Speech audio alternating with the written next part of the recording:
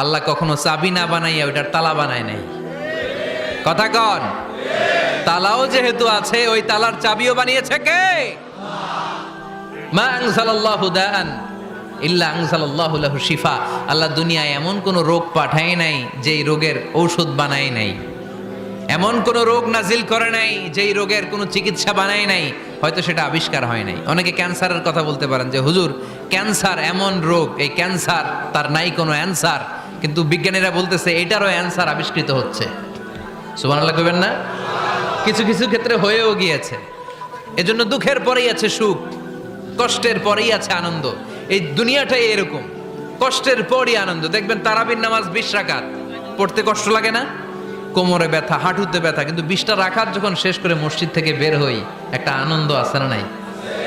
কষ্ট করে পরীক্ষার জন্য প্রিপারেশন নিলেন আপনি কয়েক মাস, কিন্তু ফলাফল যখন ভালো হয় তখন